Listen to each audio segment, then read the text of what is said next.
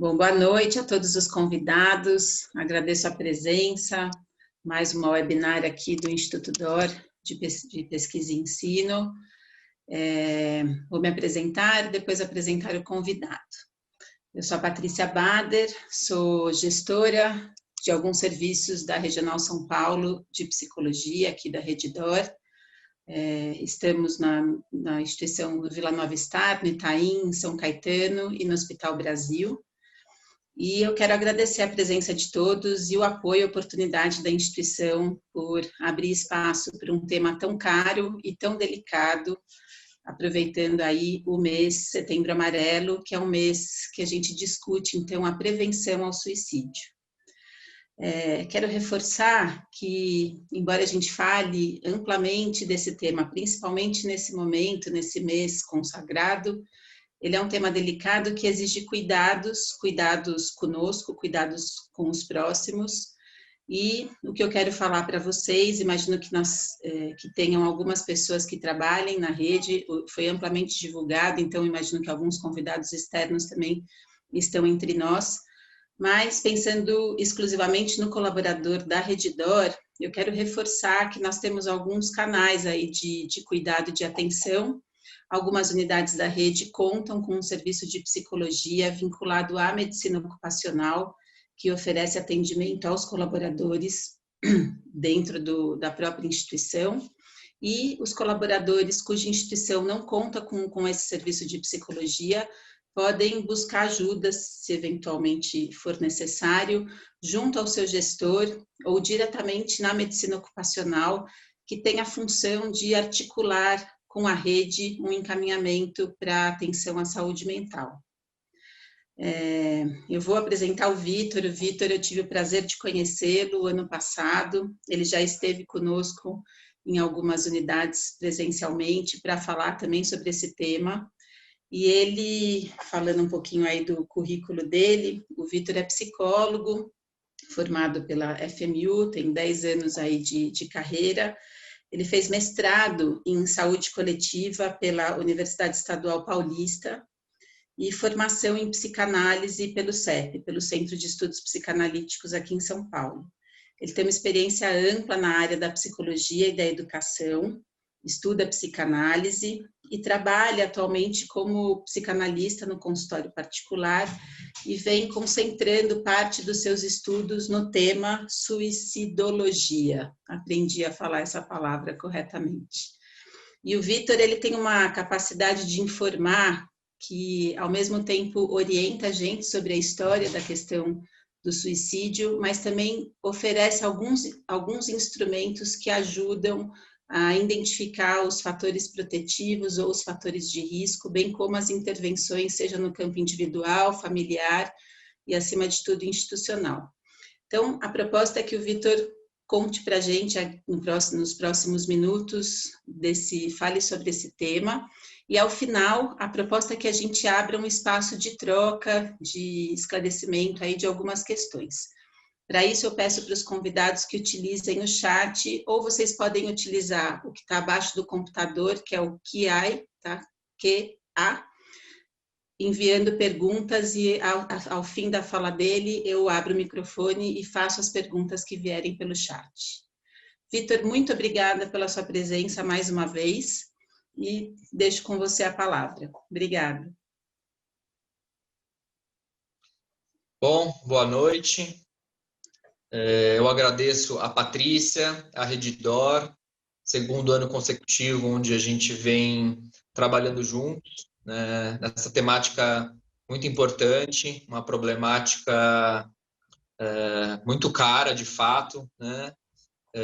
De acordo com a OMS, uma das principais tarefas dos profissionais de saúde desse século é evitar mortes por suicídio. E dessa maneira, eu vou apresentar para vocês um leque muito amplo de perspectivas a respeito do suicídio, mas que não é por curiosidade intelectual, não é por malabarismo filosófico. Eu peço que vocês prestem atenção em porque cada campo do saber que eu for explorar, seja na filosofia, seja na religião, seja do ponto de vista do direito, eu vou sempre enfatizar abordagens, posicionamentos que tendem a ser mais protetivos, tendem a ser mais preventivos, tendem a colaborar na prevenção ao suicídio, e quais aspectos eles tendem a piorar a situação. Ou seja, quais fatores são protetores e quais fatores são fatores de risco. Tá? Quais fatores são fatores de risco, quais fatores são fatores suicidógenos.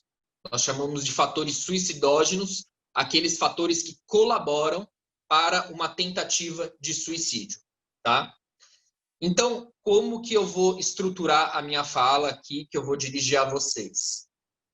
Eu vou falar um pouco para vocês de que maneira o suicídio ele foi interpretado a partir de diversos campos do saber na nossa cultura ocidental, pelo menos os últimos 2000 anos, pela religião, pela filosofia, pelo direito, pela cultura e, mais recentemente, pela psicologia, pela sociologia e pela medicina, tá?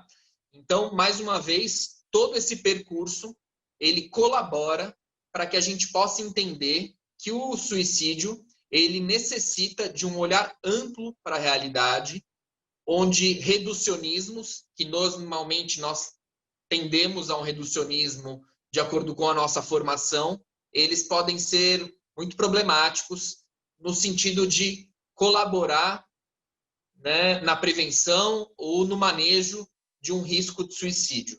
Então, um olhar amplo, multidisciplinar, que contemple a realidade humana de uma maneira bastante genérica, ela é importantíssima para se pensar a intervenção ao suicídio do ponto de vista clínico, do ponto de vista institucional, do ponto de vista, enfim, de uma série de articulações que são necessárias para a prevenção ao suicídio. Tá? Então, se nós formos colocar, digamos assim, um capítulo 1 nessa história, a gente pode partir do Antigo Testamento. No Antigo Testamento, nós temos diversos relatos de suicídio e a interpretação desses suicídios, eles têm um teor neutro.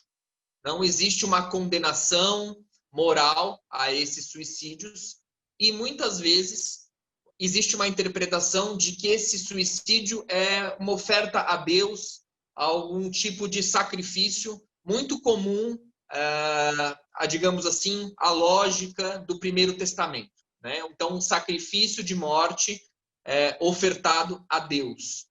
E no Primeiro Testamento existe essa visão neutra e, por outro lado, uma visão que considera possível como uma oferta a Deus. Então, a gente está falando desse período histórico da antiguidade. Junto a esse ponto, a gente tem aqui também uma contribuição fundamental dos gregos, e a gente pode bifurcar essa contribuição dos gregos do ponto de vista de posicionamentos filosóficos, tá? E do ponto de vista de desdobramentos do personagem principal das tragédias gregas. Então, nós sabemos que os gregos marcaram a nossa cultura, seja do ponto de vista da ciência, da filosofia, que foi derivando em outros campos do saber, seja na política, com principalmente a democracia, seja no teatro. E em relação aos gregos, eu vou partir primeiro desse personagem trágico, né? As tragédias, elas derivaram, enfim, no cinema, no teatro, na comédia, em uma série de gêneros culturais importantes presentes nos dias de hoje. E existe uma tendência muito grande de o personagem trágico, em um determinado momento, um momento de virada, ele comete o suicídio. Ou ele comete o suicídio, ou existe uma transformação radical na vida dele. Tá? Então, eu vou pontuar um pouco esse momento do personagem trágico, porque é um momento que, muitas vezes, não estamos lidando com personagens trágicos. Não estamos falando de Édipo, ou Ajax, ou Antígona. Mas estamos falando de pacientes que passam por situações muito parecidas e que nós precisamos nos antecipar em relação a isso. Então, basicamente, o personagem trágico, ou o paciente que chega até nós, relata um momento onde eles se deparam com uma situação que altera profundamente e de uma maneira radical, violenta e traumática a maneira como o personagem percebe a si mesmo. Ou seja, existe uma situação que tem um impacto muito grande na maneira como o personagem se enxerga. Em psicanálise, nós chamamos isso de colapso narcísico. Isso é alguma coisa que, do ponto de vista psicológico, é altamente nociva. Então, o nosso posicionamento diante desse personagem, desse paciente, se dá na maneira de sustentar uma relação na qual a alteração da percepção sobre si mesmo não derive num ato. Isso é muito importante, tá? Esse é o primeiro ponto dos personagens trágicos e sustentar essa posição diante de alguém que teve uma visão completamente atacada sobre si próprio é fundamental para nós pensarmos em dirigir a nossa escuta, dirigir a nossa fala àquele que está com ideações suicidas, aquele diante de uma tentativa de suicídio. Por outro lado, a gente tem aqui uma bifurcação das escolas de filosofia grega. Raríssimas escolas gregas não deram uma contribuição a respeito do suicídio, mas podemos resumir ela basicamente em escolas como a escola de Pitágoras, que afirmavam que o suicídio é um crime, o suicídio é um ato criminoso, porque é uma afronta ao cosmos, é uma afronta à natureza e é uma afronta também à sociedade. Então, esses gregos acreditavam que o suicídio era um ato tão radical que eles contrabalanceavam, deturpavam a ordem das coisas, a ordem do universo, a ordem também da natureza, por não estar, digamos assim, alinhado ao princípio de conservação da vida, e também um ato de horror que provocava, diante da polis, diante dos semelhantes, diante das autoridades, um efeito traumático, tá? Nós sabemos que o suicídio, para cada suicídio, nós temos pelo menos 6 ou 8 pessoas altamente impactadas do ponto de vista psicológico com esse ato. O suicídio ele é um ato que ele pode perdurar gerações, tá?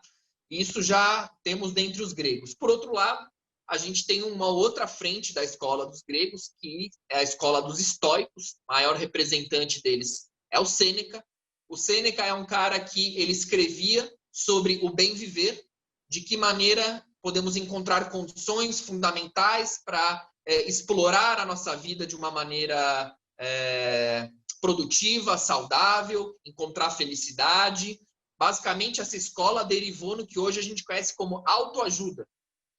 E prestem atenção, porque existe uma certa visão problemática, como se houvesse uma incitação ao suicídio na escola de Sêneca, e não é exatamente isso que acontece. O que acontece é que, a partir dessa reflexão sobre o bem viver, o Sêneca e os estoicos vão trazer a ideia de que, diante de uma dor muito grande, diante de um horizonte que se fecha, diante de uma problemática insuperável, uma doença terminal, o sujeito, a partir de uma reflexão serena, essa palavra é muito importante, serenidade, poderia escolher pela própria morte, tá? Isso aqui é muito importante, essa dicotomia ela se mantém até hoje, não é à toa que eu estou discutindo isso, e é uma dicotomia problemática, porque frequentemente o suicídio é interpretado ou como um ato de covardia,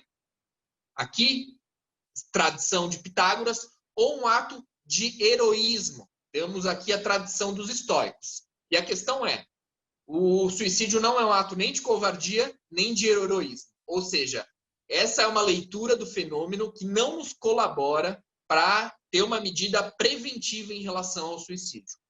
A leitura de heroísmo ou covardia, ela não nos serve para pensar o suicídio de um ponto de vista preventivo, e nós sabemos hoje que não é exatamente uma reflexão filosófica que leva alguém a se matar.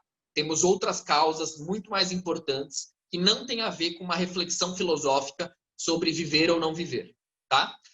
Depois disso, nós temos um papel importantíssimo da Igreja Católica, e principalmente a partir de Santo Agostinho, a partir de um livro chamado Cidade de Deus, ele vai criar condições para que o suicídio dentro da Igreja Católica seja condenado como um pecado. Santo Agostinho vai escrever esse livro em um cenário onde a Igreja Católica estava sendo ameaçada na sua hegemonia cultural. Ou seja, Santo Agostinho escreve esse livro para a posteridade, numa, digamos assim, expectativa de que talvez o catolicismo e a Igreja Católica pudessem perder uma batalha de hegemonia discursiva. Então, o Santo Agostinho ele vai se utilizar do quinto mandamento, né, não matarás, para incluir nesse mandamento o si mesmo. Ou seja, não matarás nem mesmo a ti mesmo. Porque, frequentemente, a partir da leitura do Primeiro Testamento e da morte de Jesus, da interpretação de muitos teólogos da Igreja Católica até século V, século VI, havia uma consolidação numa ideia de que Jesus não, digamos assim, fez frente à sua própria morte, foi em direção a ela. Existia uma interpretação de que poderia ter sido um suicídio aquilo. Então, a Igreja Católica ficou numa situação muito delicada para condenar o suicídio. Isso vai perpassar toda a história da Igreja Católica até mais ou menos século X, século XI, onde a gente tem cada vez mais a tentativa de criar condições morais, condições de punição, onde o suicídio deixa de se tornar um problema filosófico, se torna um problema religioso, de expressão diabólica, de pecado, de desespero. O suicídio era interpretado como um ato de desespero. Esse é um ponto muito importante, desespero.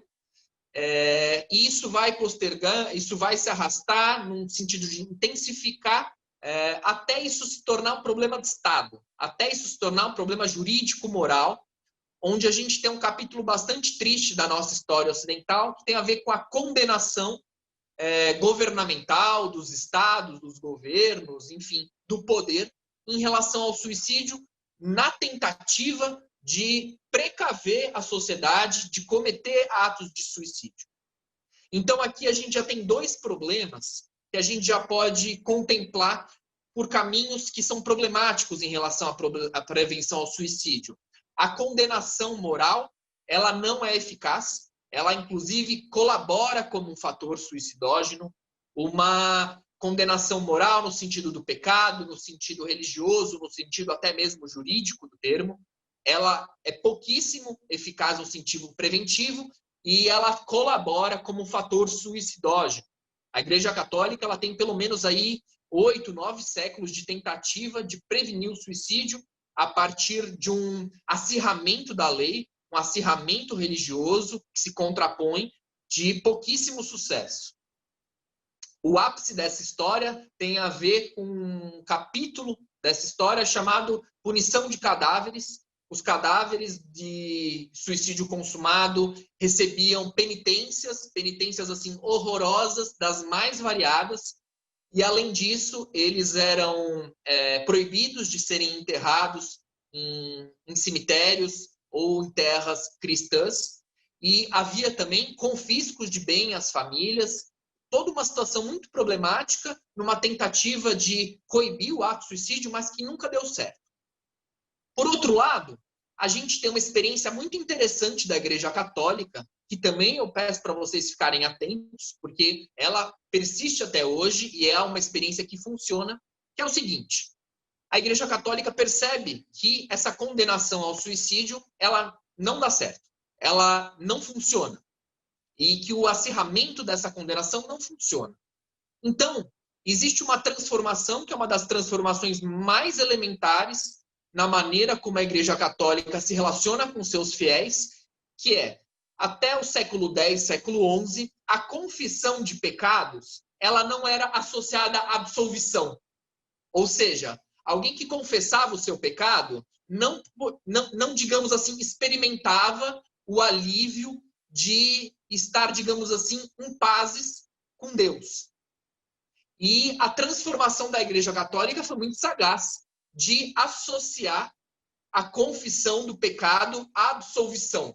Aqui a gente tem dois pontos muito importantes, extremamente eficazes no combate ao suicídio. Primeiro, falar. A articulação simbólica do sofrimento, a articulação simbólica ao nível da palavra daquele que está num estado psicológico de desespero é fundamental para desarticular o ato suicida. Por outro lado, essa fala envolvida numa resolução, que seria o pacto e a absolvição. A gente vai entender como isso tem, digamos assim, um contexto científico daqui a pouco. Tá? Então, essa história continua mais ou menos a mesma, até século XIV, até século XV, com algumas variações, e a gente tem transformações aqui importantes no início da modernidade, com dois personagens. A gente tem aqui Shakespeare, que vai trazer a problemática do suicídio de uma maneira assim, onde a sociedade europeia começa a discutir sobre o problema do suicídio de uma maneira muito rica, e sem incidir em uma maior prevalência. As prevalências ali não são como as de hoje, mas, ao que tudo indica, a discussão cultural sobre o suicídio, a partir de Hamlet, a partir de uma série de personagens de Shakespeare que estão, digamos assim, em torno da problemática do suicídio. Lembrando que o ser ou não ser, eis a questão, não tem a ver com ser azul, ser amarelo, tomar um sorvete de maracujá ou de laranja. Tem a ver com a decisão radical de continuar ou não continuar vivendo. E essa, digamos assim, exploração cultural, ela enriqueceu a Europa a nível de cultura, a nível de erudição, e não aumentou risco de suicídio, não aumentou prevalência de suicídio. O que isso significa? Significa que se nós falarmos sobre o suicídio da maneira adequada, a gente não está colaborando para um risco de suicídio. Agora, existem maneiras inadequadas de se falar sobre suicídio. E essas maneiras inadequadas, elas colaboram para a gente poder, digamos assim, colaborar com fatores suicidógenos. Tá? Então, já, digamos assim, nos aproveitando de Shakespeare e pensando no início da modernidade, esse papel da imprensa, esse papel da tecnologia, do falar sobre, quais são, digamos assim, os fundamentos principais sobre falar sobre suicídio? Em primeiro lugar, a ideia romântica do suicídio, né? Como existe, por exemplo, na série 13 Reasons Why, onde o suicídio é um ato de vingança, onde o suicídio ele é romantizado. Isso é altamente não recomendável. Essa série ela quebrou protocolos da OMS, onde teve efeitos interessantes. Por um lado, sabe-se que aumentou a discussão sobre o suicídio, mas sabe-se também que aumentou a incidência de comportamentos suicidas entre adolescentes. Tá? Justamente por interpretar o ato como um ato de justiça, de vingança. Problemático. Não romantizar o suicídio, não, digamos assim, colaborar com a ideia de um ato de vingança ou de um heroísmo. Tá? O nível preventivo ele deve prevalecer ao nível romântico, filosófico. Tá? Nunca, em nenhuma hipótese, falar sobre métodos, ou seja, um método é mais eficaz, um método é menos eficaz, frases assim muito infelizes, muito presentes em hospitais, em pronto-socorros, que giram em algo em torno, se essa pessoa quisesse mesmo ter se matado, ela não teria tomado só isso de comprimidos, ela teria tomado teria cometido um ato mais contundente, tá? Isso é extremamente problemático, principalmente num pronto-socorro, porque esse tipo de situação reforça um estado psicológico que leva ao suicídio. Ou seja, quando nós falamos sobre métodos de uma maneira irresponsável, nós colaboramos para que uma nova tentativa possa acontecer, e isso é muito importante. Não falar sobre métodos, tá? Por outro lado, articular, quando nós estivermos conversando sobre isso, com profissionais da saúde. Ou seja, este é um assunto prioritário de profissionais da saúde, psicólogos, psicanalistas, psiquiatras, de preferência, quem conhece do assunto. Ou seja, evitar de falar do assunto se não estivermos nesse contexto onde informações seguras, de embasamento científico, colaboram para a gente falar sobre isso de uma maneira segura. Evitar sempre detalhes. Sempre. Não falar sobre detalhes de tentativas, seja numa exposição de caso, seja com familiares. Evitar termos estigmatizantes. Talvez um termo estigmatizante maior que exista nessa história toda chama o suicida, né? Chamar uma pessoa que morre por suicídio de o suicida nada mais é do que tratar um problema complexo por um problema de identidade. Como outrora existiu o tuberculoso, o aidético. Isso faz com que o problema do suicídio deixe de ser um problema humano para ser um problema de uma pessoa. Isso impede que aquela família, que aquele contexto consiga elaborar o luto dessa pessoa. Evitar problemas relacionados a estigma. Evitar problemas relacionados a cronificar a pessoa em volta do suicídio, tá? Não falar sobre suicídio com crianças, a não ser em situações muito, muito, muito específicas e sempre sob supervisão do profissional. Tomar muito cuidado de falar sobre suicídio com adolescentes. Está muito comum hoje, em Setembro Amarelo, falar sobre suicídio com adolescentes. Qual é o problema disso? Os adolescentes são o grupo mais propenso a cometer suicide cluster, ou seja, o suicídio por contágio, o suicídio por imitação. Isso também se refere a comportamentos autolesivos, o bater-se, o cotar, o cortar-se, o artear-se fogo. Então, muito cuidado com conversar sobre esse tipo de assunto com adolescentes, tá? Então, a gente pode, digamos assim, a partir dessa discussão do Shakespeare cultural, saber que são essas as condições necessárias para se falar sobre o suicídio, tá? Por outro lado, a gente tem outro personagem importantíssimo do início da modernidade, que é Robert Button. Robert Button escreve um livro belíssimo chamado Anatomia da Melancolia. É a primeira articulação médica sobre o tratamento da melancolia como problema clínico da medicina. Nesse período, a gente tem as primeiras tentativas de tratamento da depressão maior, que naquele tempo se chamava de melancolia, que era a melissa, o quinino, e ele vai explorar como que o suicídio é um desfecho associado ao problema da depressão.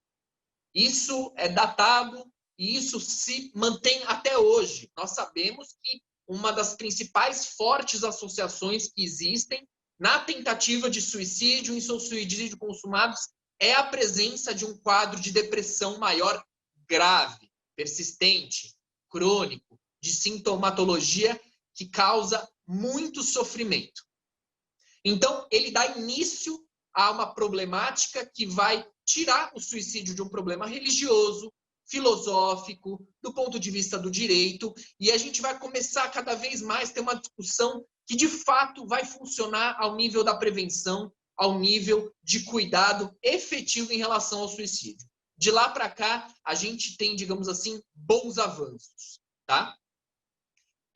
Essa tradição ela se fortalece no século XIX, com a posição de Pinel, que era um psiquiatra importante, Esquirel e Freud, que eles colocam de vez o suicídio no campo da psicopatologia, tá? Associado a isso, nós temos uma contribuição da sociologia.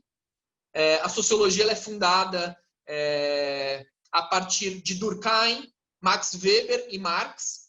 Os três fazem comentários mais ou menos profundos a respeito do suicídio, e essa discussão sociológica ela é importantíssima para a gente pensar condições sociais, coletivas, que favorecem ou desfavorecem como fator protetivo ou fator suicidógeno. O que o Durkheim vai perceber no livro O Suicídio dele? Que sociedades anômicas são fatores sociais que são propensos, que colaboram para o índice total de suicídios em uma sociedade. O que é uma sociedade anômica?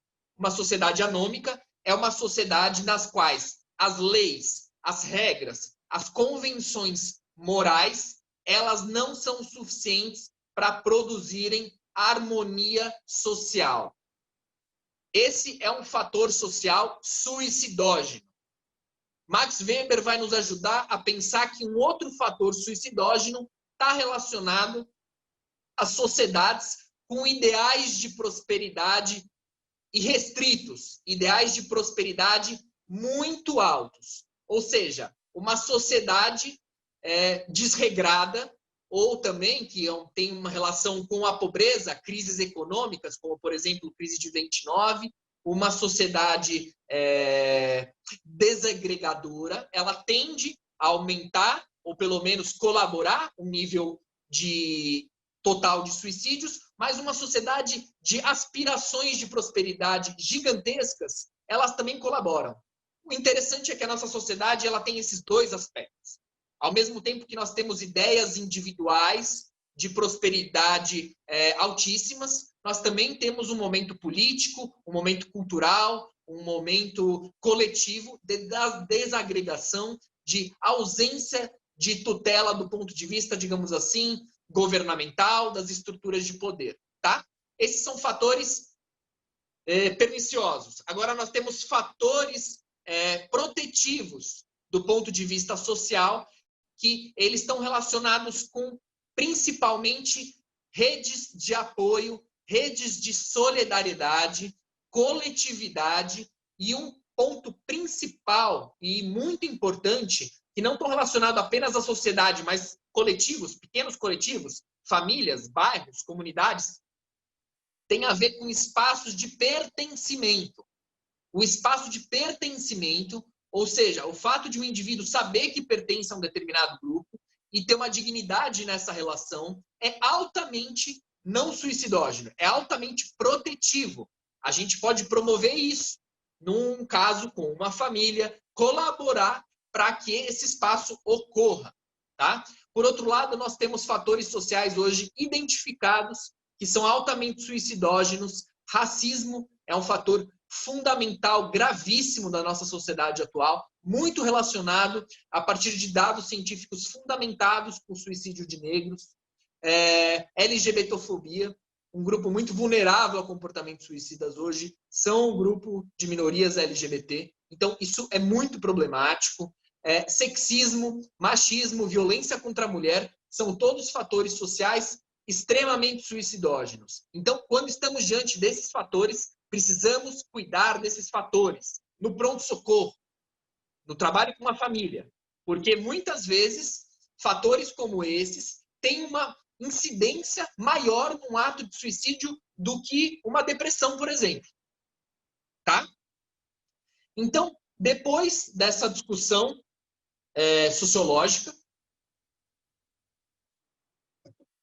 nós temos, a partir de mais ou menos 1950, uma consolidação na psiquiatria da associação entre o suicídio e nós temos aqui associação com depressão maior, já da tradição de Robert Button, esquizofrenia, abuso de álcool e drogas, e o cenário científico dessa época se fecha a esses fatores. Eles são verdadeiros até hoje.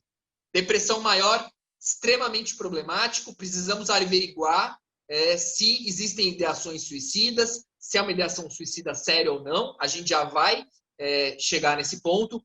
Temos um problema gravíssimo das psicoses, das esquizofrenias. Existem trabalhos que mostram que entre 20% e 25% de pessoas portadoras de esquizofrenia, de psicose, morrem por suicídio.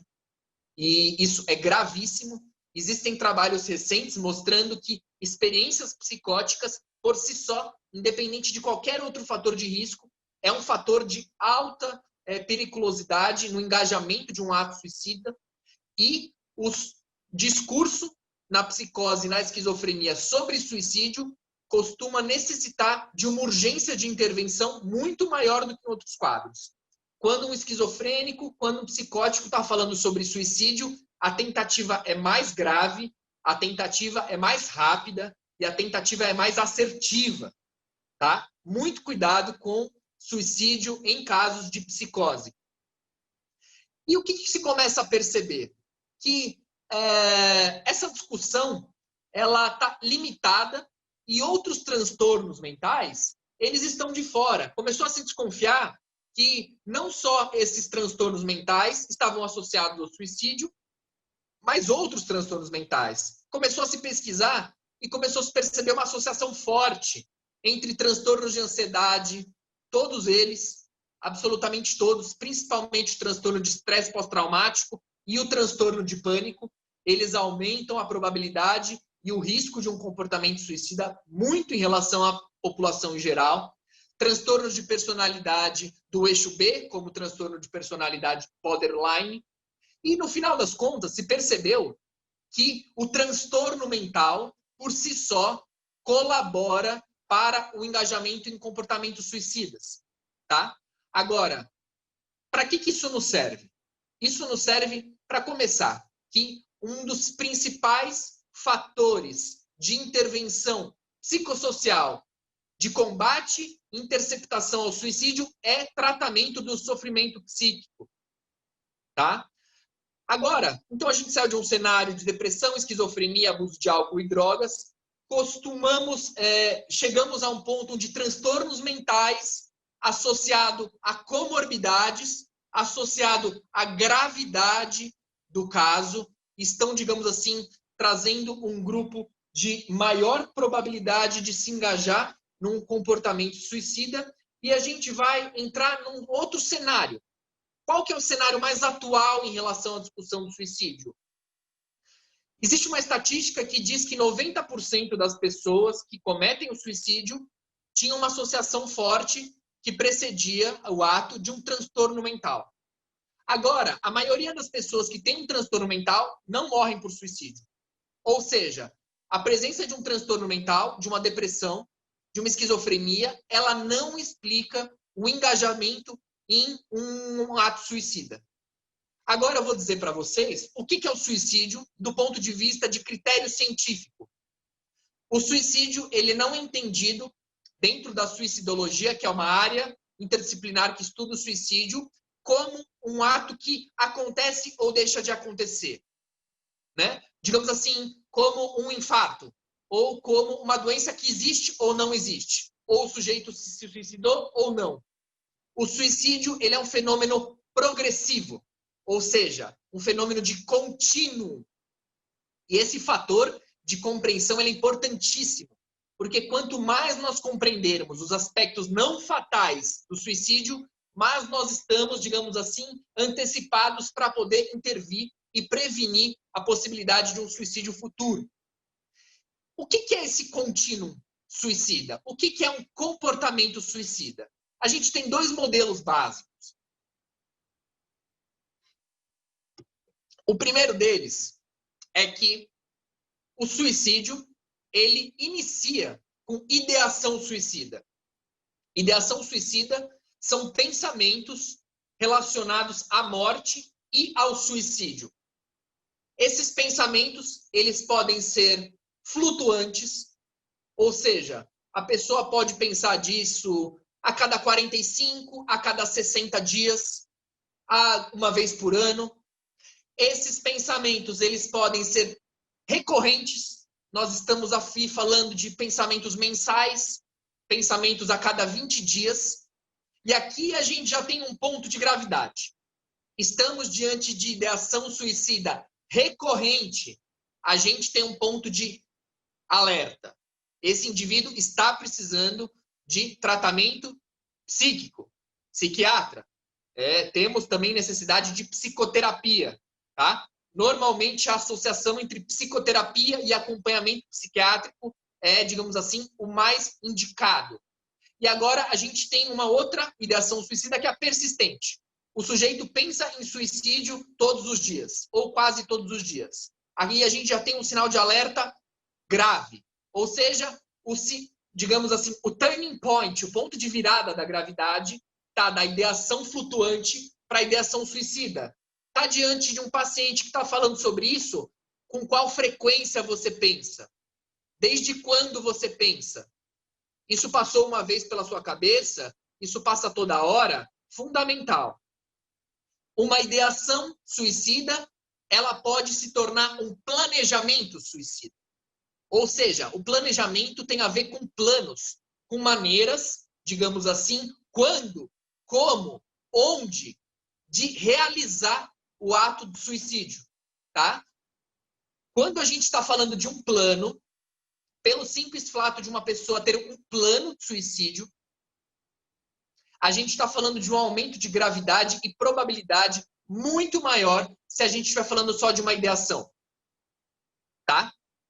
E o planejamento, ele pode se tornar uma tentativa ou que se consolida numa fatalidade ou não.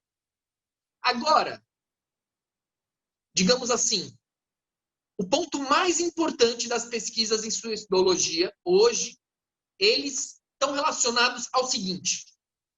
Nós sabemos que ideação suicida é algo muito prevalente na população.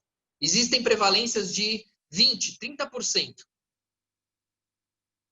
Agora, como que uma ideação suicida, como que pensamentos sobre a morte, eles podem se tornar uma tentativa de suicídio?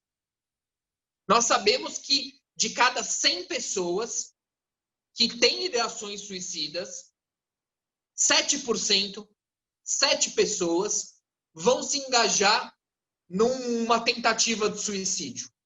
A questão é, qual que é a diferença dessas 7 pessoas para as outras 93 pessoas?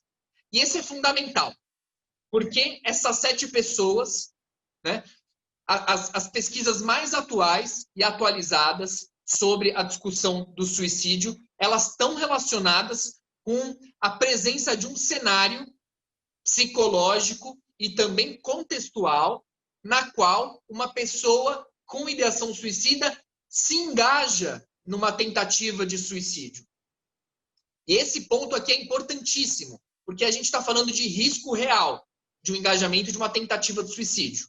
A gente começou a falar desse risco falando da ideação recorrente, e agora eu vou falar desse cenário que ele envolve uma probabilidade, um aumento de risco de uma tentativa, tá?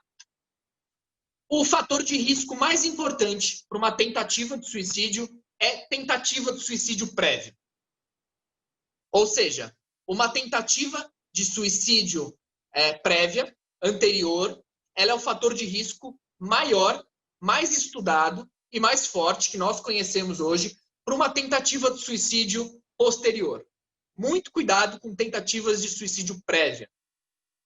Por outro lado, nós temos um cenário contextual que pode estar relacionado à exposição de outras pessoas com comportamentos suicidas ou com suicídios consumados. Então, familiares que morreram por suicídio.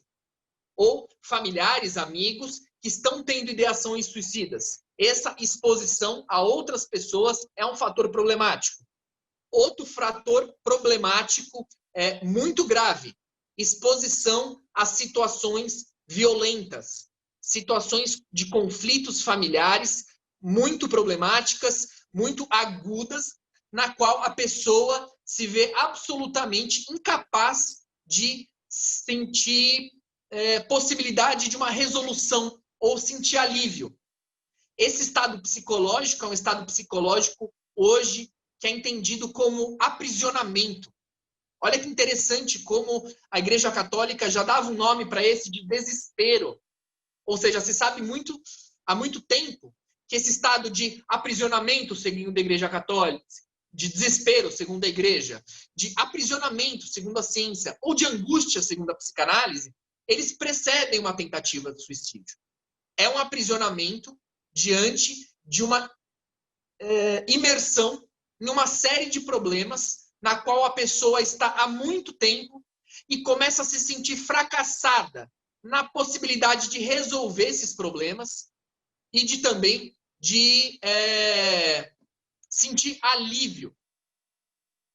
Então, o estado psicológico de aprisionamento, clausura, fracasso e humilhação, eles são um cenário psicológico altamente perigoso para um engajamento numa tentativa de suicídio. Exposição a meios, ou seja, uma pessoa que tem acesso a meios de suicídio é um fator grave, muito grave. Um dos maiores fatores e protocolos de intervenção é interditar acesso a meios. Armas de fogo, psicotrópicos, janelas, facas, veneno. Quando estamos diante de um paciente que está a risco de suicídio, precisamos articular uma intervenção psicossocial que envolva restrição a meios. Tá? A presença de um plano, como eu já disse. Tem outros três pontos aqui importantes, que é um fator clínico que é fundamental, que é impulsividade. Impulsividade é muito problemático quando nós encontramos em pacientes com ideação suicida. Tá? Outros dois fatores têm a ver com a ausência de medo da morte, ou seja, a pessoa já não teme mais pela morte, ela não traz isso como, digamos assim, algum receio. E existem também imagens da pessoa cometendo o ato de suicídio e realizando atos autolesivos. Então, esse é todo um cenário que explica, através das pesquisas mais recentes, como que essas pessoas que têm ideação suicida se engajam numa tentativa de suicídio. Esse fator é fundamental. Eu vou repetir aqui. Tentativas prévias, exposição a comportamentos suicidas ou suicídio de outras pessoas, impulsividade, estado psicológico de aprisionamento, clausura, fracasso e humilhação, exposição a meios, presença de um plano, ausência de medo da morte e imagens, visualização da morte, são todos os critérios científicos hoje que se sabe sobre o engajamento da ideação suicida à tentativa. Tá? Agora, eu vou, diante dessa exposição, que contempla cuidar desses parâmetros clínicos, mas também desses parâmetros contextuais e sociais, porque a nossa intervenção, a prevenção ao suicídio, ela se dá necessariamente em desarticular, cuidar, minimalizar, erradicar fatores que colaboram, fatores suicidógenos. E quais são esses parâmetros de intervenção?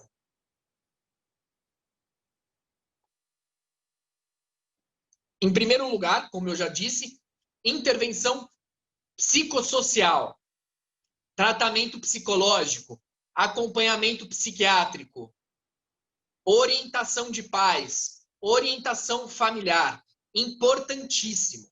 É essencial esse tipo de cuidado. Cabe a nós fornecermos, digamos assim, condições para que esse tratamento aconteça. E existe um outro aspecto, que é um aspecto muito trabalhado em psicoterapia, mas também numa condição clínica, que é um plano de cuidado frente a uma crise.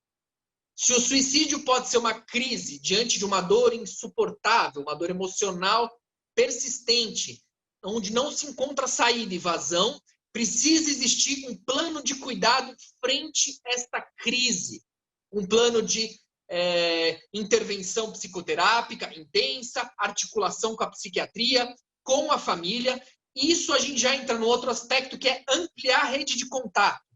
Quando a pessoa sabe que ela pode contar com um familiar para ter apoio emocional, para buscar ajuda, para ter com quem contar, isso é altamente antissuicidógeno. Um outro elemento importantíssimo é uma direção de tratamento, um protocolo altamente singular e flexível. Quando nós estamos diante de um caso de risco de suicídio, a gente flexibiliza valor de sessão, a gente flexibiliza contatos com pacientes digamos assim, hospitalares. Esse, em inglês, se chama assim, follow-up contact. Se percebeu que isso é altamente, digamos assim, preventivo. Ou seja, o contato prévio com uma pessoa que nós sabemos que está em risco de suicídio. Um contato no mesmo dia, um contato no dia depois, um contato 2 dias depois. Existem pesquisas que mostram que esse é um critério biopsicossocial altamente poderoso. Manter contato, tá? Por outro lado, articular no nosso diálogo, na nossa relação com essa pessoa, uma possibilidade de resolução desses problemas é altamente, digamos assim, favorável para que essa pessoa sinta, digamos assim, menos enclausurada por essa angústia, por esse desespero, tá? Outro fator importantíssimo que se tem percebido, regulação emocional, ou seja, encontrar maneiras, encontrar estratégias, encontrar meios para que os afetos, principalmente relacionados à tristeza e à raiva, encontrem uma certa estabilidade, encontrem uma certa, digamos assim, limitação ou um certo cenário onde isso não provoque sofrimento, tá? Basicamente é isso. Eu gostaria agora de abrir a nossa discussão para trazer dúvidas, para trazer perguntas, para eu poder trazer aqui uma perspectiva da suicidologia, da minha clínica. Eu queria dizer que o suicídio ele pode ser prevenido. Quando nós conseguimos articular esses parâmetros de cuidado, nós conseguimos prevenir o suicídio. Esse é um dado científico, mas é um dado clínico também. Muitas vezes nós ficamos muito angustiados com uma situação como essa, nós evitamos pensar sobre isso, nós não conseguimos articular um plano objetivo, claro, de tratamento e de enfrentamento, mas quando isso é feito, nós conseguimos prevenir o suicídio. Tá bom?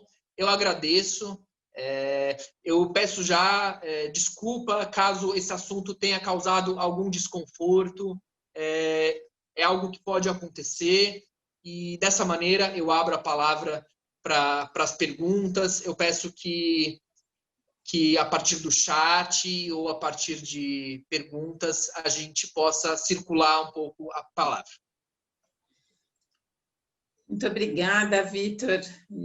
Sempre preciosa as suas observações. E trabalhando a gente dentro de um hospital, o pronto atendimento hoje virou um lugar de referência para quem precisa de uma ajuda imediata. A gente sabe ainda que tem uma precariedade no acesso, principalmente talvez no serviço público. A saúde suplementar consegue ter uma organização para receber nesse pronto atendimento. E, enfim, então eu acho que a tua fala ela é preciosa porque ela orienta os profissionais que estão na ponta a pensar nesse acolhimento e na importância de você dar um suporte imediato, mas também se responsabilizar minimamente pela construção de um plano terapêutico e de um encaminhamento para que esse cuidado aconteça a seguir, né? Então, a tua fala é muito, muito preciosa.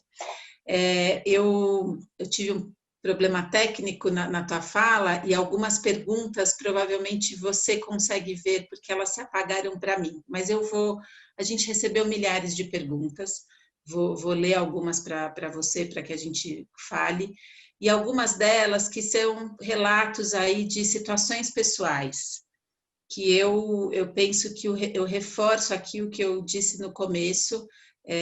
Se você for um colaborador da rede, peça ajuda para a medicina ocupacional, que tem como acolhê-lo e dar um direcionamento nesse atendimento.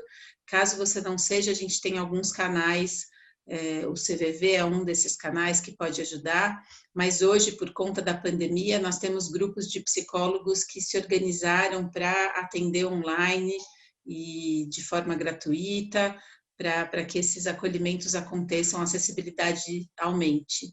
Então, eu reforço isso e disponibilizo isso também ao final da palestra, no chat, algum desses contatos, tá?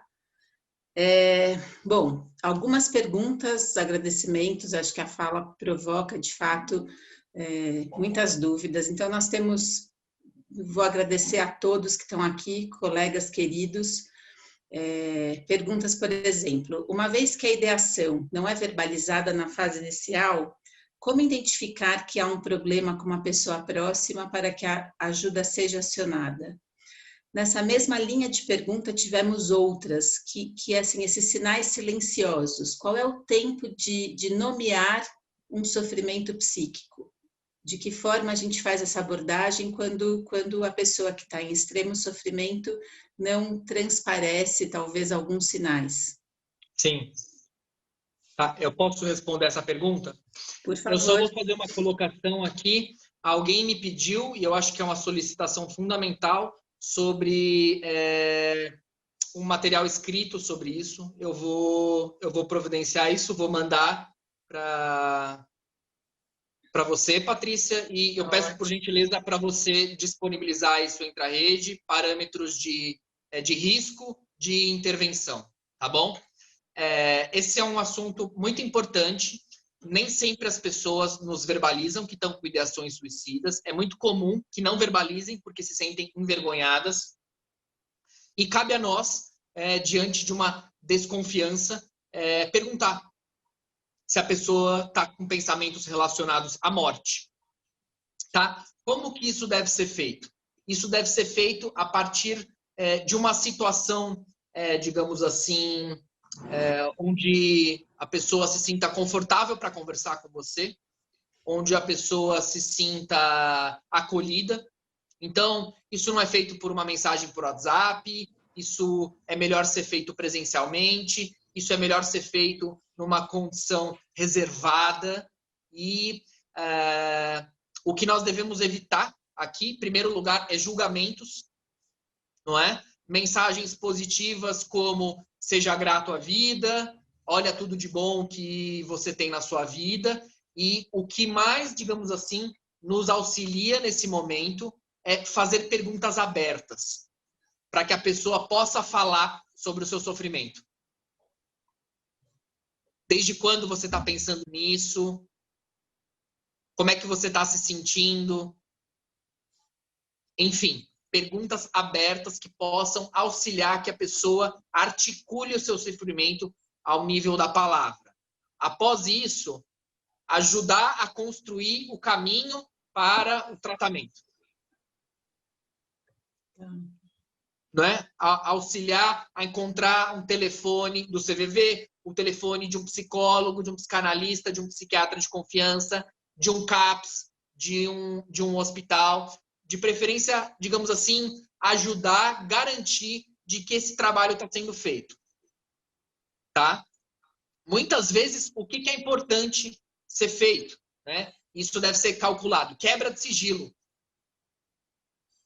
Se alguém nos diz algo como que está pensando em se suicidar e a gente não percebe que aquela conversa vai se tornar alguma coisa, digamos assim, produtiva ao nível do cuidado com si, cabe a nós conversar com essa família, ampliar a discussão.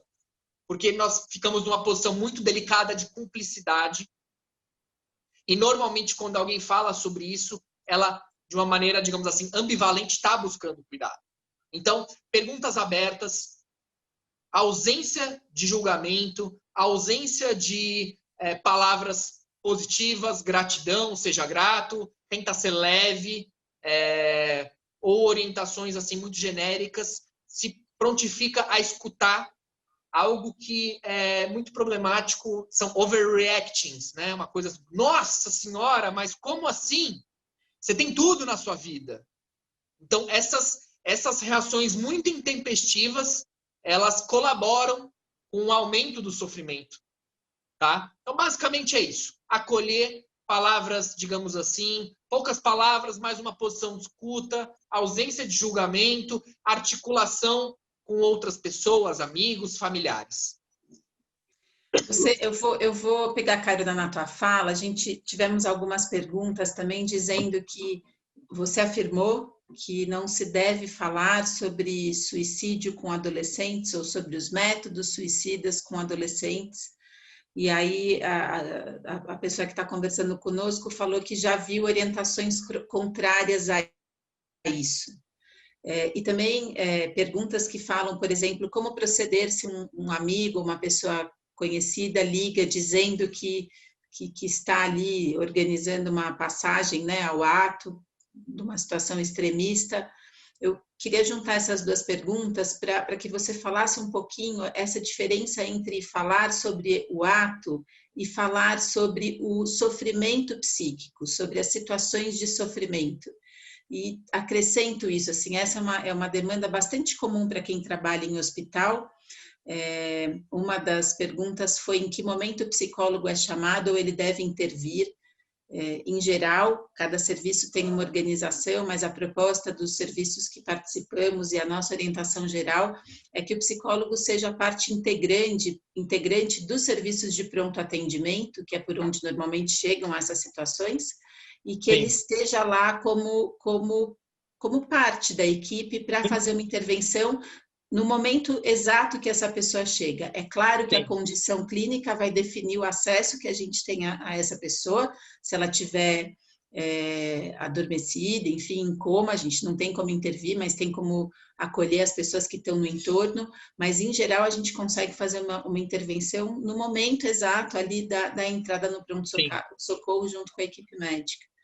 Então, devolvo aí para falar um pouco sobre a conversa com adolescentes. Sim. Eu não disse que não é para se conversar com adolescentes. Eu disse que é perigoso por conta do efeito de contágio e que essa conversa ela deve ser feita, digamos assim, de uma orientação profissional, uma orientação assim global, sob supervisão de um profissional da saúde. É nesse sentido. Muito cuidado nessa conversa sobre suicídio com adolescentes, porque há uma incidência de comportamentos suicidas após essas conversas. Existem uma série de estudos depois da série 13 Reasons Why que mostraram como conversas com adolescentes, digamos assim, precederam comportamentos autolesivos, ideações e tentativas de suicídio. Então, é importante conversar com os adolescentes. Agora, é importante pensar que existe esse risco e que, portanto, isso deve ser uma conversa com uma orientação profissional, tá? Tem um ponto importante aqui, que é o seguinte. A pessoa que se sente nessa posição de aprisionamento, de angústia, de desespero, ela começa a pensar em suicídio e ela deixa de pensar nos problemas que se acumulam e causa essa angústia terrível. Ou seja, na medida que nós começamos a conversar com essa pessoa, ela começa a falar dos problemas. Pai, mãe, gato, cachorro, filho, trabalho, casamento, traição, dinheiro. Na medida que a pessoa fala sobre isso, o que nós vamos percebendo? Que isso vai causando um alívio. É como se a ideia do suicídio ela fosse perdendo força na medida que a pessoa fala sobre o sofrimento. Essa, digamos assim, é a estratégia. E daí a gente perde a possibilidade de, digamos assim, a pessoa assim, perde a possibilidade, não. A gente garante, digamos assim, um cenário na conversa na qual a ideia do suicídio perde força. Porque o suicídio, ele não está relacionado com um desejo de morrer. É um desejo de interromper um processo doloroso, insuportável e persistente. Na medida que a pessoa fala e que tem alguém que escute, esse processo, digamos assim, tende a se desfazer. É importante, acho que a sua fala, outras perguntas aparecem, uma colega perguntou sobre quais seriam os profissionais necessários num pronto atendimento de um hospital geral, estou supondo isso, para o acolhimento, para receber esse sujeito numa situação suicida. Quero te ouvir, mas eu acrescento que você reforça muito a disponibilidade para o outro e você tem que ter uma certa calma para colocar o outro para falar sobre aquilo que o faz sofrer. Sim. Eu penso que o psicólogo ele tem uma função fundamental no atendimento individual com aquele paciente ou na intervenção familiar, mas ele também é um multiplicador desses conhecimentos, como que você nos trouxe, para que todos os membros de um pronto atendimento tenham alguma expertise de acolhimento nas situações de sofrimento. Então, nesse acolhimento inicial, para depois, então, indicar para um especialista, um psicólogo, eventualmente, que está no hospital. Não sei como que você pensa isso, Vitor. Acho que sim. É fundamental que exista uma equipe multidisciplinar, mas é uma equipe multidisciplinar que é alinhada com esses fatores que eu digo. Porque a coesão entre o grupo na orientação de prevenção ela é fundamental. Esse é um fator que já está lá em Durkheim. A coesão, a integração coletiva, ela é altamente antissuicidógena. E, assim, tem alguma coisa que é importante aí da nossa expertise, que se expõe, que, digamos assim, que atravessa outras áreas, que é, nós começamos falando sobre um sintoma, não é? Sobre uma taquicardia, sobre uma insônia, sobre uma ideação suicida. E na medida que se fala sobre esse sintoma, existe uma transformação. E é por isso que a gente escuta o sintoma. E não, digamos assim, trata o sintoma. Ou seja, está com insônia, toma um remédio para insônia. A gente escuta o que essa insônia tem para dizer.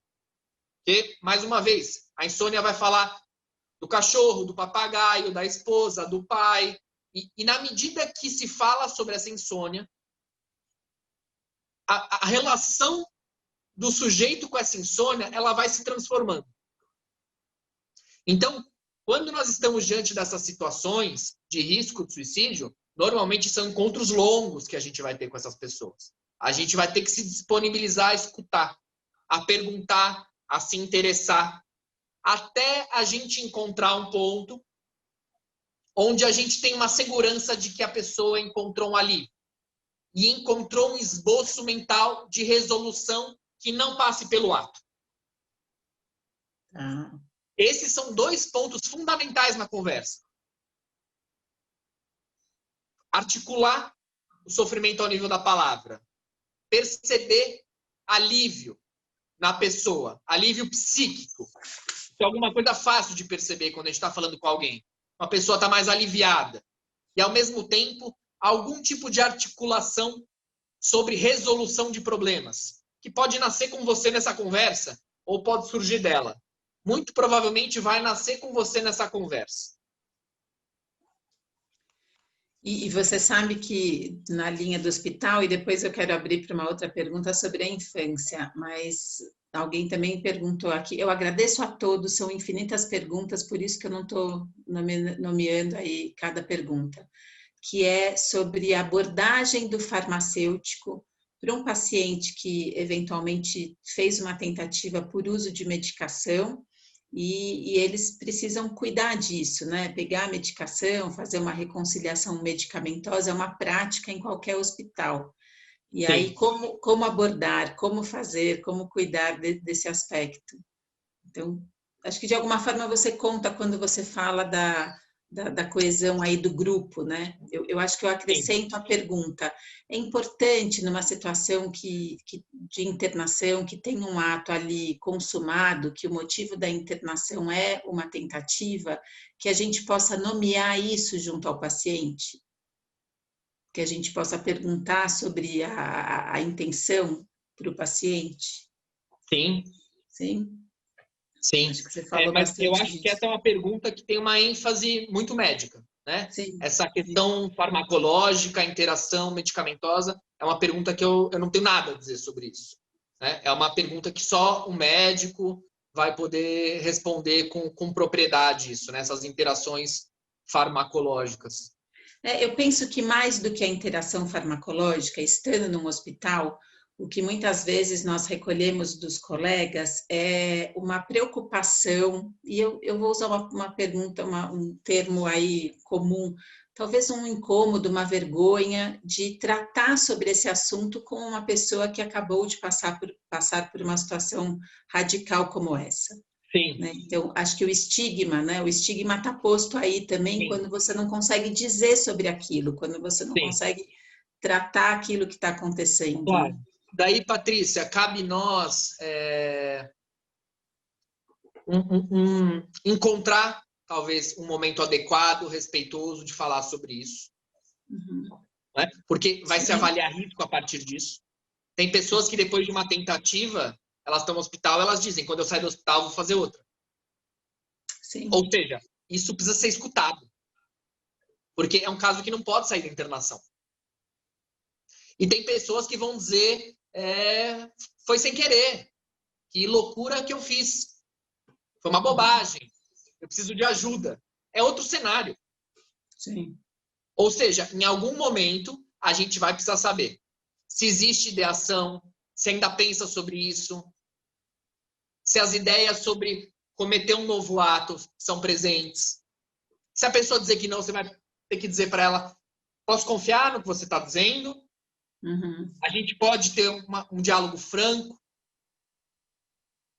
Então, encontrar um momento que seja respeitoso e cuidadoso é fundamental, porque essa conversa, ela diz respeito de como você vai precisar tratar isso. Tem algumas perguntas que aparecem aqui.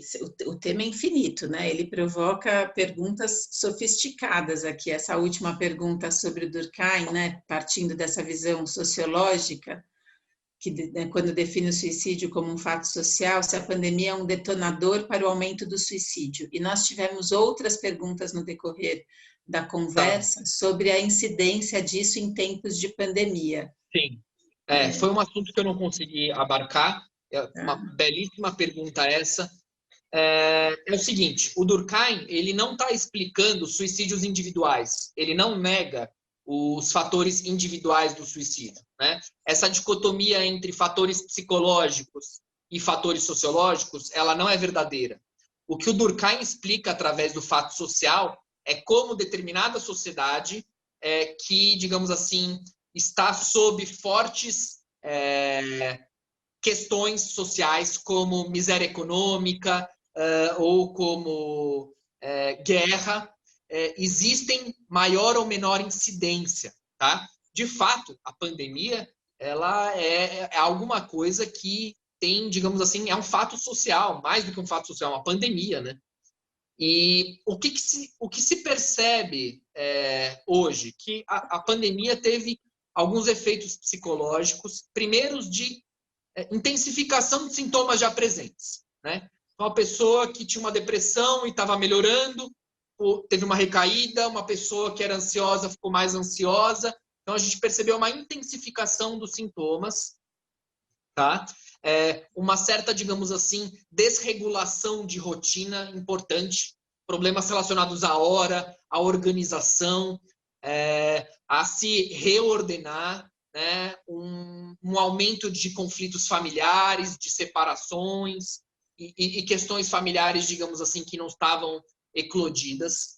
Mas qual é o impacto, né, da pandemia na saúde mental?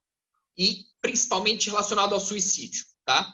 Em relação à saúde mental, o esperado é que tenha um, digamos assim, aumento importante na prevalência de transtornos mentais em decorrência da pandemia, né? Por quê? Porque isso tem a ver com o confinamento, isso tem a ver com problemas econômicos, isso tem a ver com problemas familiares que ir trabalhar, sair de casa, tendem a suavizar.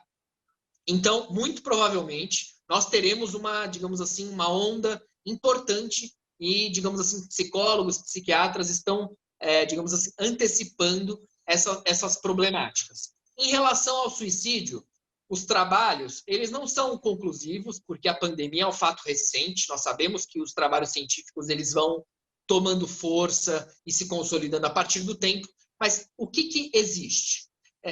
Em alguns trabalhos, como um trabalho na Escandinávia, se percebeu que houve um aumento de comportamentos suicidas, muito provavelmente relacionado a, digamos assim, a intensificação, ao agravamento de transtornos mentais. Por outro lado, nós temos trabalhos que mostram que não ocorreram. Tá? Mas essa é uma contradição que, no final das contas, nos bota numa posição de aguardar, digamos assim, pela maior prevalência e pelo maior, digamos assim, incidência de comportamentos suicidas. Então, por mais que os trabalhos não sejam conclusivos, é melhor que nós, digamos assim, consideremos que a pandemia, muito provavelmente, vai aumentar o caso de sofrimento psíquico grave, transtornos mentais e comportamentos suicidas. Tá? É a melhor maneira de a gente se antecipar e poder tratar. Você sabe que a gente tem um dos dados que monitoramos no serviço é o número de pessoas que chegam com ideação ou com alguma situação relacionada a isso no pronto-socorro. E nós observamos, nesses serviços que estamos inseridos, que teve uma diminuição desses casos que chegaram até o pronto-socorro. E um pouco na linha que você falou, nós não sabemos por quê, mas a gente tem algumas hipóteses. Os pronto-socorros esvaziaram em geral, né? Então a gente teve de fato uma redução da procura, o que nos faz pensar que não é que o sofrimento evaporou-se, pelo contrário, né? Aumenta a nossa preocupação, quais são esses outros lugares de apelo, de pedido de ajuda que as pessoas em sofrimento estão.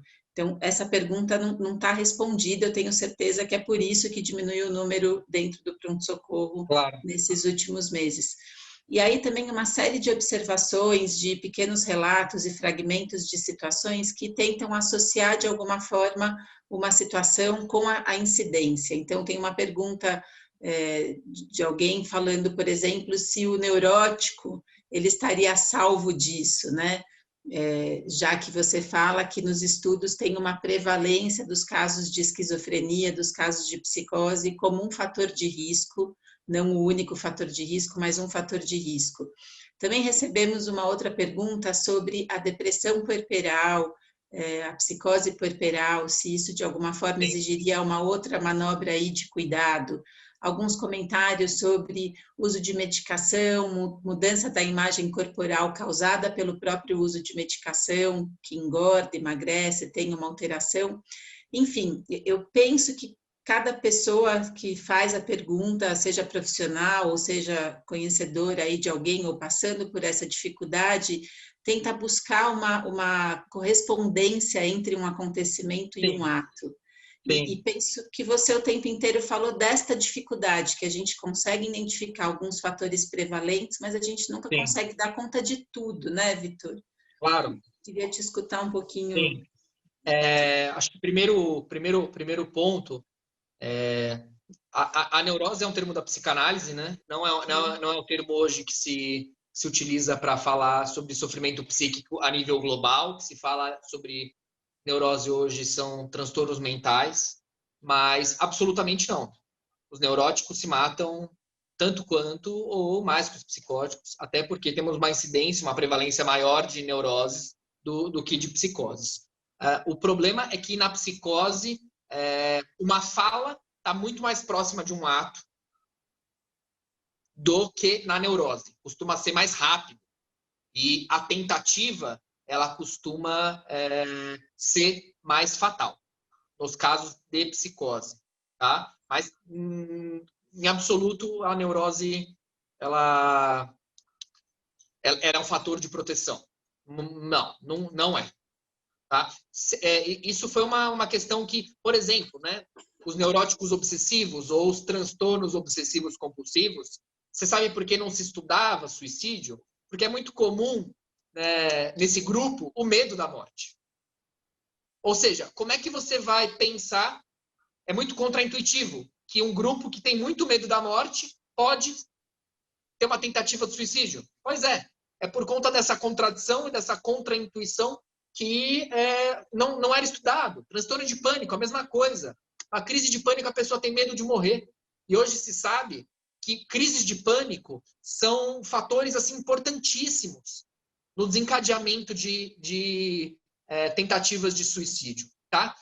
Em relação à psicose puerperal e à depressão pós-parto, todos esses fatores que eu trouxe, abordagem psicossocial, cuidado com a família, avaliação de fatores de risco, cenário psicológico e cenário contextual, precisam ser interpretados de acordo com esse caso. Mas, em relação a qualquer caso, o que eu estou trazendo aqui é para se encaixar em todas as situações individuais. Esses são parâmetros gerais, mas parâmetros riquíssimos. Tá? Então, o importante desse raciocínio todo é a gente pensar nisso aplicado à psicose, à depressão, à criança, ao adolescente. É um olhar genérico. E o olhar genérico, ele é o olhar multidisciplinar, abrangente, que mais contribui para a gente poder ser eficaz nos nossos intentos de prevenção ao suicídio. Eu acho que você consegue responder tantas outras correlações que aparecem nas perguntas sobre a infância, sobre uma prevalência em algumas situações mais específica, a questão das novas configurações amorosas e familiares. Então, de novo, perguntas que tentam a prevalência genética, que, enfim, acho que a tentativa de identificar esses fatores de risco antecipadamente, né? É um tema que gera muita angústia, de fato, e que quem está diante dele quer o tempo inteiro se assegurar de conseguir antecipar para que o ato não aconteça, né? Patrícia, é o seguinte, tudo que eu falei até agora são dados muito sólidos, são dados científicos, de trabalhos estatísticos, interpretações de viés mais culturais, eu tenho essas interpretações. Né? Relacionado a avanços tecnológicos, relacionados à adolescência, relacionados a novas formas de relacionamento amoroso e familiar. Acontece que isso não são dados, digamos assim, consolidados na ciência. Então, seriam, digamos assim, interpretações muito pessoais, e eu evito esse tipo de interpretação, porque todos esses pontos são pontos assim muito assertivos e importantes para reger a nossa conduta. Tá? Em relação à adolescência, existe uma grande dúvida se de fato há uma prevalência maior ou se de fato o estudo e a negligência com os dados ela está diminuindo. Tá? O que nós sabemos? Que a adolescência é um período de extremo mal-estar, desconforto emocional, um período de, digamos assim, desencadeamento importante de sofrimento psíquico, de quadros psicopatológicos se estabelecem ou desencadeiam na adolescência.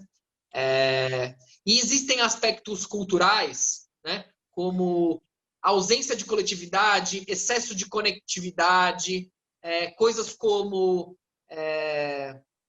uma certa tendência cultural a cancelar o outro, a excluir o outro, a romper abruptamente com o outro, que muito provavelmente estão relacionadas com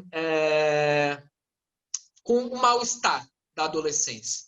Por outro lado, eu percebo muito no consultório, a partir de orientação de pais, muita angústia dos pais de tomar decisões, de encontrar caminhos, de exercer autoridade diante dos filhos.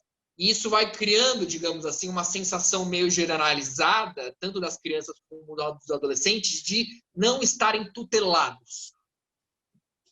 Esse é um desamparo muito grande, né?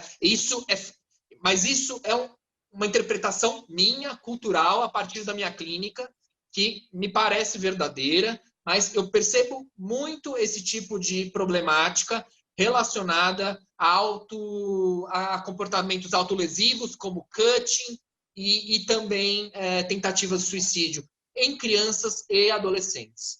Tá? Alguma coisa também, né, que o Lacan já nos dizia ali num texto nota sobre a criança, algo do mal-estar familiar se atualiza nesse sintoma da criança e do adolescente, né?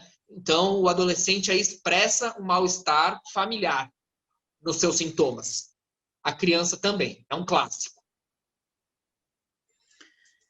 Bom, eu passaria mais 2 horas aqui, mas imagino que a gente tenha que respeitar o horário. E você trouxe contribuições importantes. Eu participei de algumas webinários da rede desde que a pandemia começou e digo que foi a que teve uma maior participação do público das que eu participei até agora. O tema, de fato, ele tem uma urgência, né? Ele é caro aí para quem tem um interesse, seja pessoal, seja como profissional, e eu vou guardar com muita atenção as perguntas que foram feitas, porque eu penso que elas orientam também outras práticas, outras intervenções que, enquanto instituição, possamos fazer. Pensar esses temas que apareceram, as perguntas que foram propostas, eles me ajudam demais a pensar na prática e nas melhorias e na ampliação do cuidado que nós fazemos. Eu passo a palavra para você finalizar, mas eu quero agradecer a Maria Júlia, que é uma psicóloga que trabalha conosco, que disponibilizou um site, um acesso de um site que chama Mapa da Saúde Mental. Ele está no link para quem ainda está aqui na sala, participação, até o final, pouquíssimas pessoas saíram.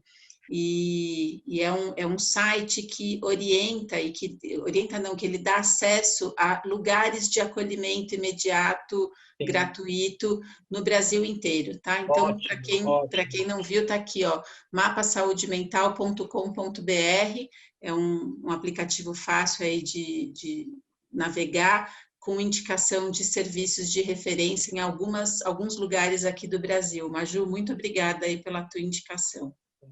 Patrícia, eu te peço a gentileza, eu estou sem teclado aqui, de colocar meu e-mail à disposição, caso alguém tenha alguma pergunta, alguma questão que queira me reportar após essa conversa. Acho importante deixar esse canal aberto, tá? O meu e-mail é victorabauer@gmail.com, né? Victor com C, A-B-A-U-E-R, @gmail.com. Se você puder deixar nos comentários, se alguém quiser me fazer uma pergunta. Victor Abauer, isso. @gmail.com. O Victor Abauer é tudo junto. Isso. Tá. Olha, um monte de gente agradecendo, falando da elegância da sua fala, da oportunidade pelo encontro, toda a equipe da psicologia ocupacional aí das unidades, a Janaína, a Maju, a André, enfim, todos, a Andressa, a Claudine, que atuam acolhendo aí os colaboradores da rede. Reforço isso, a importância de buscar ajuda para quem é da rede, seja no serviço de psicologia, nas unidades que não tem, junto ao gestor e à medicina ocupacional. E deixei o seu contato aqui para todos. E, enfim, eu agradeço imensamente, mais uma vez, a tua presença elucida, amplia aí a forma de pensar nessa temática, e quero que você se despeça aí do grupo. Então, eu aqui deixo a minha promessa desse material. Eu vou fazer um resumo, mas eu acho que um ponto muito importante é que essa fala, esses critérios, eles devem ser trabalhados, eles devem ser articulados na rede. Quando nós conseguimos articular isso num pronto-socorro ao nível institucional, a gente tem um poder de ação que é gigantesco.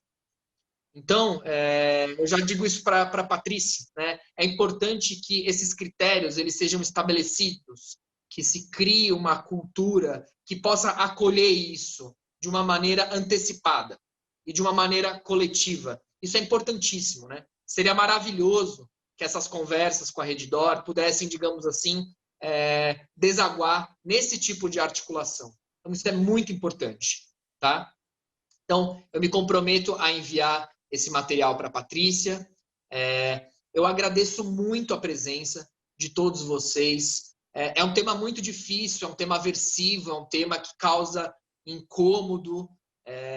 Todo e qualquer pesquisador do suicídio sabe que quando a gente começa a falar sobre isso, as pessoas se afastam, que as pessoas se silenciam, as pessoas vão buscar conversar sobre uma outra coisa, e poder conversar abertamente, poder trazer esses critérios com tantos participantes, com tanto respeito, com tantas perguntas interessantes, para mim, assim, é de fato um privilégio.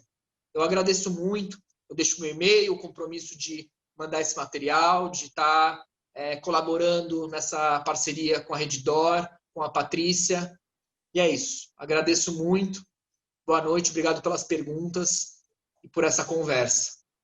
Muito obrigada, Vitor. Algumas pessoas perguntaram sobre a disponibilidade do material.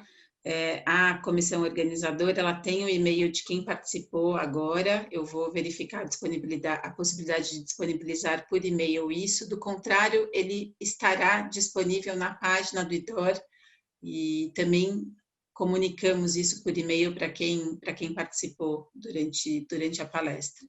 Tá bom? Sim. Obrigada a todos, mais uma vez, pelo apoio do Instituto DOR, que sempre disponível e com a qualidade aí que a gente viu até agora, ao Vitor, e até a próxima. Até, Patrícia. Obrigado a todo mundo. Boa noite para todos, bom descanso. Um grande abraço. Tchau, boa noite. Tchau, querido.